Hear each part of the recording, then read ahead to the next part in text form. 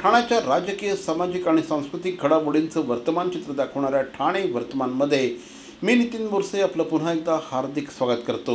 सादर करीत आहोत आजच्या ठळक बातम्या। कळवा परिसरातील जवळपास 7 ते 8 आव्हाड समर्थक नगरसेवकांनी शिवसेनेचा रस्ता धरला। शिवसेना वासी झाल्यानंतर कळवा मुंब्रा परिसरातून आमदार जितेंद्र आव्हाड यांची ताकद क्षीण झाली असल्याचं बोललं जात असतानाच आव्हाड यांनी या ठिकाणी काही बॅनर लावले आहेत। या बॅनरच्या माध्यमातून माझी जनतेशी निष्ठा असल्याचं आव्हाड यांनी म्हटलं आहे। या बॅनरमध्ये श्री आव्हाड यांनी आपली निष्ठा जनतेशी, आपली निष्ठा मतदारांशी, आपली निष्ठा पक्षाशी, आपली निष्ठा नेत्यांशी, निष्ठेमध्ये तडजोड नाही अशा आशयाचं हे बॅनर आहे। या बॅनरवर श्री शरद पवार आणि श्री जितेंद्र आव्हाड या दोघांचेच फोटो दिसून येत आहे। निष्ठा हीच माझी शक्ती अशा प्रकारचा संदेश त्यांनी कळवा परिसरातील जनतेला दिला आहे।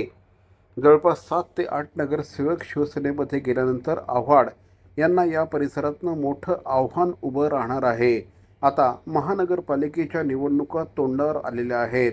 अशा वेळेस आव्हाड या ठिकाणी कुठली रणनीती अवलंबतात आणि कुठल्या नवीन कार्यकर्त्यांना संधी देतात, हे नवीन कार्यकर्ते जुन्या जाणत्या आणि प्रचंड ताकद असलेल्या नगरसेवकांसमोर उभे ठाकू शकतात का, हे बघणं देखील औत्सुक्याचं ठरणार आहे।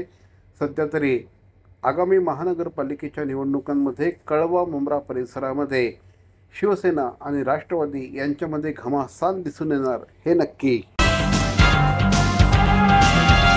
ठाणे शहरामध्ये भाजप, शिवसेना, शिंदे गटाच्या जनता दरबारावरून राजकारण रंगलेलं असतानाच राष्ट्रवादी, अजित पवार गटाने ठाण्यात नागरिकांच्या समस्या सोडवण्यासाठी जनता दरबार घेणार असल्याचं जाहीर केलं। बुधवारी अजित पवार गटाचे सरचिटणीस नजीब मुल्ला यांनी नागरिकांशी संवाद साधत त्यांच्या समस्या सोडवण्याचं आश्वासन दिलं। या जनसंवादाच्या माध्यमातून नागरिकांचे प्रश्न सोडवण्याचा आम्ही प्रामाणिक प्रयत्न करणार असल्याचं देखील नजीब मुल्ला यांनी पत्रकारांशी बोलताना सांगितलं। जे प्रश्न असतील आपले शहरी भागातले, ठाणे महापालिकेच्या हद्दीतले, आपण कधी पण स्वर्गवासी आनंद दिघे साहेबांच्या नावाचा जो हॉल आहे तिथे पहिल्या मजल्यावर आपण 2 ते 6 मध्ये कधी पण येऊ शकतात। आपले प्रश्न ऐकण्यासाठी आणि तत्परे सोडवण्यासाठी आम्ही तुमच्यासाठी उपस्थित आहेत। राष्ट्रवादी काँग्रेसचे मुख्य प्रवक्ते आणि ठाणे शहर जिल्हाध्यक्ष आनंद परांजपे यांचा वाढदिवस आज अतिशय उत्साहामध्ये साजरा करण्यात आला। श्री आनंद परांजपे यांनी वाढदिवसानिमित्त कुठल्याही प्रकारचे बुके अथवा केक न आणता वह्या आणाव्यात अशा प्रकारचं आवाहन कार्यकर्त्यांना केलं होतं। या आवाहनाला प्रतिसाद देत अनेक कार्यकर्त्यांनी श्री आनंद परांजपे यांना वाढदिवसानिमित्त वह्या भेट दिल्या आहेत। या वह्या लवकरच ठाणे महानगरपालिकेच्या शाळांमधील गरजू विद्यार्थ्यांना दिल्या जातील असं श्री आनंद परांजपे यांनी म्हटलं आहे। आज सकाळपासूनच श्री आनंद परांजपे यांना वाढदिवसानिमित्त शुभेच्छा देण्यासाठी कार्यकर्त्यांची रीघ लागल्याचं चित्र बघायला मिळालं। आज वाढदिवस साजरा करत असताना एक सामाजिक बांधिलकीतनं मी सगळ्या माझ्या कार्यकर्त्यांना आवाहन केलं होतं की ठाण्यातील गोरगरीब गरजू विद्यार्थ्यांना आता शाळा सुरू होणार आहेत, वह्यांची आवश्यकता असते आणि त्यामुळे केक किंवा पुष्पगुच्छ न आणता वह्या त्यांनी मला वाढदिवसानिमित्त द्याव्या।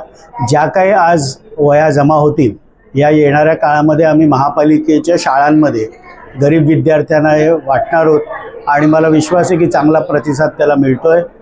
वाढदिवसाच्या निमित्ताने मला जे आज भेटायला येतात सगळ्यांचे मनापासून आभार व्यक्त करतो। धन्यवाद। आदरणीय परिषदताई, सर्वसामान्य नागरिकांच्या प्रश्नांना आपण कायमच प्राधान्य दिलं। प्रभागातील नागरिकांचं जीवनमान उंच व्हावं या हेतूने भविष्याचा वेध घेऊन आपण नवनवीन प्रकल्प प्रभागामध्ये राबवले। म्हणूनच आपला प्रभाग ठाणे महानगरपालिका क्षेत्रात उजवा ठरला। प्रभागातील लहान मुलं, स्त्रिया, ज्येष्ठ नागरिक या सगळ्यांचं आपण काहीतरी देणं लागतो या भावनेने आपण काम करत असल्याने प्रभागातीलच नव्हे तर अवघ्या ठाणे महानगरपालिका क्षेत्रात आपण आदर्श नगरसेविका ठरलात। आपल्या कार्याला आमचा मानाचा मुजरा। आदरणीय परिषदताई सरनाईक यांना वाढदिवसानिमित्त श्री गणेश टाक यांच्या वतीने वाढदिवसाच्या लक्षावधी शुभेच्छा. भारतीय जनता पार्टीचे ठाणे शहर जिल्ह्याचे नवनियुक्त अध्यक्ष माननीय श्री संदीपजी लेले यांची भाजप ठाणे अध्यक्षपदी नियुक्ती झाल्याबद्दल हार्दिक अभिनंदन. शुभेच्छुक ॲडव्होकेट कुमारी स्टेफनी लॉरेन्स डिसूजा आणि ठाणे महानगरपालिकेचे माजी नगरसेवक श्री लॉरेन्स डिसूजा. पुनश्च एकदा श्री संदीप लेले यांची भाजप ठाणे शहर जिल्हा अध्यक्षपदी नियुक्ती झाल्याबद्दल हार्दिक अभिनंदन. शुभेच्छुक Shri Lawrence D'Souza. C.P. Goenka International School, nurturing talent at young age for scholastics, sports and performing arts in global perspective. Proud to have world toppers and country toppers in 10th standard Cambridge examinations. Ranked the best emerging school by the Times of India for personality over percentage.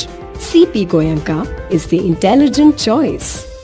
Rashtrawadi Congress पार्टीचे ठाणे शहर जिल्हा अध्यक्ष आणि राष्ट्रवादी काँग्रेसचे मुख्य प्रवक्ते श्री आनंदजी परांजपे यांना वाढदिवसाच्या हार्दिक शुभेच्छा. पुनश्च एकदा माननीय श्री आनंदजी परांजपे साहेबांना वाढदिवसानिमित्त तमाम कार्यकर्त्यांच्या वतीने हार्दिक शुभेच्छा.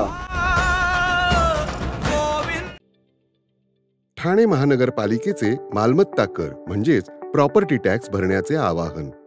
सन 2022-23 या आर्थिक वर्षाचे मालमत्ता कराचे म्हणजेच प्रॉपर्टी टॅक्सचे बिल ठाणेकर करदात्यांना महापालिकेमार्फत आर्थिक वर्षाच्या सुरुवातीस म्हणजेच माहे एप्रिल 2022 मध्ये देण्यात आलेले आहे.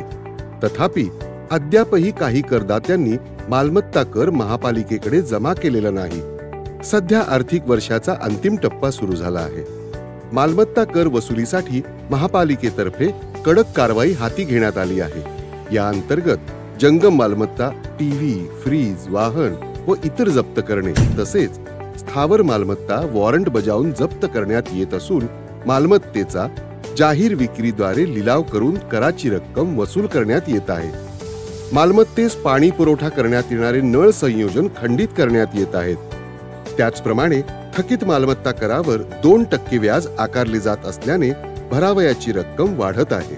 आपला मालमत्ता कर propertytax.thanecity.gov.in या लिंकद्वारे तसंच गुगल पे, फोन पे, पेटीएम याद्वारे ऑनलाईन पद्धतीने करण्याची सुविधा उपलब्ध करून दिली आहे. शनिवार, रविवार व सार्वजनिक सुट्टीच्या दिवशी नागरिकांना मालमत्ता कर भरणे सोयीचे व्हावे याकरता महापालिकेचे मालमत्ता कर संलग्न कार्यालय या दिवशी कार्यान्वित ठेवण्यात आलेले आहे. तरी मालमत्ता कर वसुलीची अप्रिय कारवाई टाळण्याच्या दृष्टिकोनातून मालमत्ता कर भरून महापालिकेस सहकार्य करावे. धन्यवाद.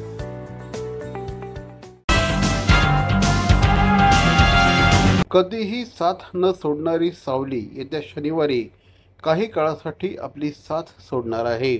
शून्य सावली दिवसाचा अनुभव घेण्यासाठी ठाणे आणि कल्याणमध्ये खगोलप्रेमींच्या वतीने कार्यक्रमाचं आयोजन करण्यात आलं आहे. शनिवारी दुपारी 12 ते 12:30 वाजण्याच्या दरम्यान ठाण्यातील घंटाळी मैदान आणि कल्याण येथील सुभाष मैदानामध्ये खगोलप्रेमींनी हा योग अनुभवता येणार आहे. शून्य सावली दिवस हा सर्वांच्या कुतूहलाचा विषय आहे. कायमसोबत असणारी सावली शनिवारी मात्र साथ सोडणार आहे. या संदर्भात श्री दाकृ सोमण आणि प्राध्यापक नादम मांडगे हे खगोल अभ्यासक प्रात्यक्षिकांच्या आधारे शून्य सावलीविषयी माहिती देणार आहेत. कल्याणमध्ये आकाश मित्र मंडळ आणि सुभेदार वाडा कट्टा यांनी या कार्यक्रमाचं आयोजन केलं आहे. यावेळेस खगोल अभ्यासक हेमंत मोने उपस्थितांना याचं कारण समजावून सांगणार आहे. मकर वृत्त आणि कर्कवृत्त प्रदेशात 2 वेळा शून्य सावलीचा अनुभव घेता येतो. शून्य सावली योग हे वर्षातून 2दा घडणारी भौगोलिक घटना आहे. ठाणे महापालिका शाळांमधील विद्यार्थ्यांना गेल्या 2 वर्षांपासून विविध कारणांमुळे गणवेश देण्यास उशीर होत असल्याच्या कारणावरून प्रशासनावर टीका झाली होती. या टीकेनंतर पालिका प्रशासनाने यंदा 30,000 विद्यार्थ्यांना जून महिन्यात शाळा सुरू होण्यापूर्वी गणवेश देण्याची तयारी सुरू केली आहे. यासाठी पालिका प्रशासनाने सविस्तर प्रस्ताव तयार केला आहे. या प्रस्तावाला प्रशासकीय सभेत मंजुरी मिळताच निविदा प्रक्रिया उरकून विद्यार्थ्यांना गणवेश देण्याचं नियोजन शिक्षण विभागाने आखलं आहे. आमदार संजय केळकर यांच्या हस्ते यशस्वी नगर येथील गृहसंकुलांना मालमत्ता पत्रक वाटप करण्यात आलं. त्यांच्या प्रयत्नाने यशस्वी नगर येथील या गृहसंकुलांना मालमत्ता कार्ड मिळालं आहे. येथील रहिवाशांनी आमदार केळकर यांचे आभार व्यक्त करून केळकर साहेब, केवळ तुमच्यामुळे आम्हाला 7/12 मिळाला, प्रॉपर्टी कार्ड मिळालं, न्याय मिळाला आहे. आमच्या घरांवरील टांगती तलवार दूर झाली आहे, अशी भावना या रहिवाशांनी बोलताना व्यक्त केली. भाजपचे निलेश पाटील यांनी याबाबत केळकर यांच्याकडे पाठपुरावा केला होता. तर मंडळी, या होत्या आजच्या ठळक बातम्या. ठाणे वर्तमानमधून आम्ही ठाण्याच्या राजकीय, सामाजिक आणि सांस्कृतिक घडामोडींचं वर्तमान चित्र दाखवायचा प्रयत्न करतोय. अर्थातच आपल्या सहकार्याची गरज आहे, तेव्हा आपल्या समस्या आम्हाला जरूर कळवा. आमचा पत्ता ठाणे वर्तमान, शॉप नंबर 16, खाटन रोड, ठाणे पश्चिम. दूरध्वनी क्रमांक 9820939420. तर मग पुन्हा भेटू उद्या याच वेळी याच ठिकाणी ठाणे वर्तमानमध्ये. तोपर्यंत धन्यवाद. जय हिंद, जय महाराष्ट्र.